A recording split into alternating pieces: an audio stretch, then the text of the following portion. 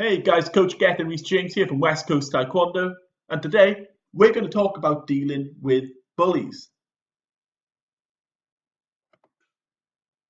So, the top 5 tips to give a victim: tell the parents and trusted adults, establish a team to tackle the situation, keep a record, get a notebook and write down every time there's an incident,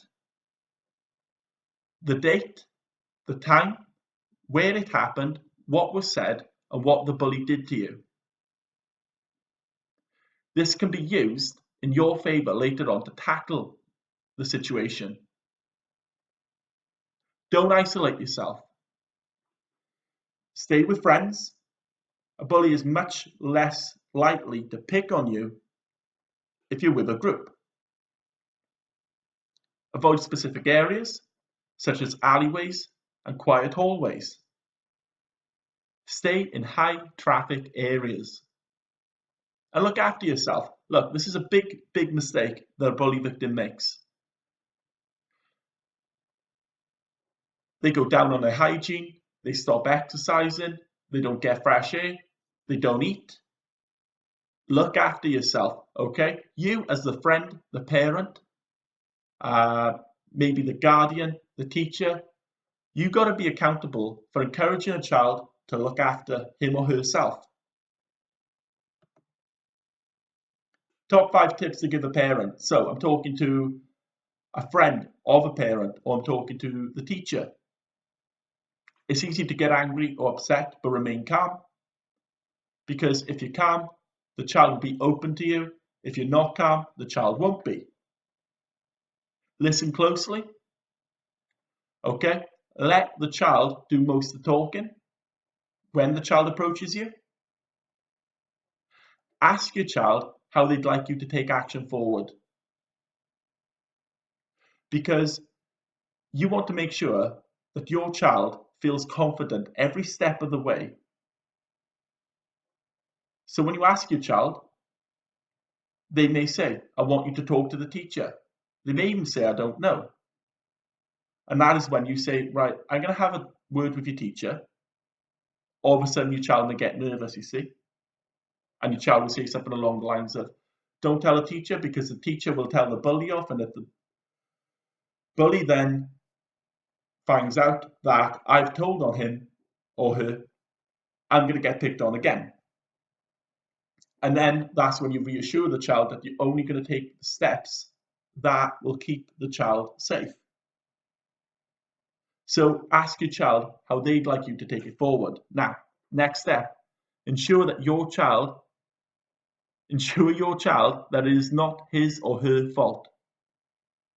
And that's very important, because bullying can hurt a child's self-esteem to the point that they feel that they're at fault, that they feel that it's their fault, that they're the victim. You got to ensure them that they're not at fault here. It's the bully. Now, like I mentioned, regarding the child, the parent should also keep a diary. Because teenagers, younger teenagers specifically, and children don't tend to keep a diary. They don't tend to, well, let's say listen when you do tell them to write down the incidents every time, because it is particularly traumatic for them. But I found with West Coast Taekwondo, when I've had a new student in who's being bullied, I've encouraged the parents to keep a notebook with all the incidents, and in doing that, they've pretty much found it much easier to stop the incident, because they've had essentially, let's say, an A5 pad that they could take to the teachers and headmasters and tell them exactly what's going on. And when the teachers and headmasters have actually seen the extent of the incidents, they take much bigger action themselves. As well as that, I want you to coach your child to be more confident around a bully. So, for example, bullies look for a reaction in people. So you can say to your child, not pretending to be the bully, but actually say to your child, what do you do when somebody calls you smelly? Or what do you do when somebody is being mean to you? And you could tell them how to respond appropriately and calmly. And role-playing specific scenarios can help. So let's see if your child comes to you and says, this bully keeps telling me that I'm ugly, I'm fat, I'm smelly. Bullies tend to keep saying a specific thing. Whether it's true or not doesn't matter. But a bully will keep saying a specific thing that will get a reaction. Work on those specific words, the things that the bullies are actually using. Explain to your child that our facial expression and our body language can send a message. I should say just as our voice does. It says just as our face does. I do apologize, but this video's got to go out today. I've got 15 minutes to do it. I've got a lot more content to bring out to you guys. Your rationality. So even though you've had a chat to your child and you've remained calm, your child's now walked away. So it's easy to get worked up, but you still need to remain calm. If your child seeks advice from others, don't get offended, okay? For whatever reason, your child may feel far more confident and far more comfortable going to maybe a friend's parents, maybe an uncle, maybe a teacher, as opposed to you. For whatever reason, but don't get offended. It has no bearing on you as a character. Now, you do need emotional support too, so I will encourage you to go to friends who don't have children that go to the same school as your child, because that can end up in a bit of a mess again, for various reasons. But speak to your friends and make sure that you're getting emotional support too, so that you can remain calm. Now, with that in mind, I think we've covered most of this, but let's go through it anyway. Here's what not to do. Charge into the headmaster's office as if it's an old western. It's not necessarily the headmaster's fault. Don't get angry at the faculty. And don't show anger or upset in front of your child, because again, that can close them off. They won't be open to you in the future. Do not dismiss the incident. That's possibly the worst thing that you can do. A child needs to see that you are taking actionable steps towards making the incident go away.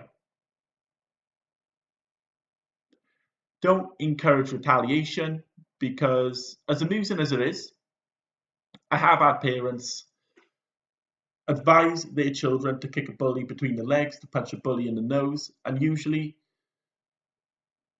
that ends in a scrap and it actually worsens the situation. In fact, it just encourages more violence. If the school fails you, here's what you need to do. So usually the headmaster, headmistress, or the teachers will be particularly supportive. But in the rare situation where they're not, yes, sadly, the school may dismiss you. So don't be made to feel like a time waster or a troublemaker.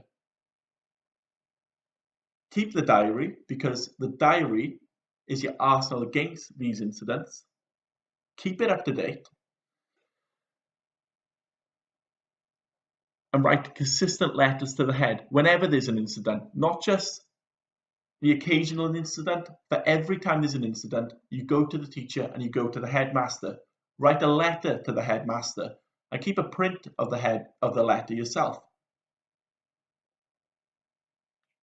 You can put this in with the diary so that at a later point you can show, look, I have been trying to take action against bullying, but nothing's been done. Now, staying within the school, you can go to the chair of governors if the headmaster isn't doing anything. You can go with the diary, you can go with the letters, And the chair of governors can actually take it to the next governor meeting to ensure that the school are taking better steps towards dealing with bullying situations. So when you complain to the chairman, send a copy of the complaint to the local councillor and ask for a meeting with a representative. So again, we are actually going up a ladder here. You may not need to climb the ladder right the way to the top, just until the situation is resolved. Get a copy of the child's records. So, for example, his school records, such as his grades, because that's strong evidence. Just imagine if you find that your child has been going from an A to a B grade down to a C or a D. That's a massive difference. You can show that these situations are affecting your child's education. What's the next part? Ask parents and find out if there are other victims. Okay, so if it has been going on, find out if there's other victims. Ask parents. Be subtle about it, but ask them. Ask the local education authorities to carry out an investigation and to have a report issued on the matter. You could also ask if other reports have been made. If they have, again, that's strong evidence in your favour. This isn't just about the bully now, this is about the school. Also, ask if the welfare officer has been involved.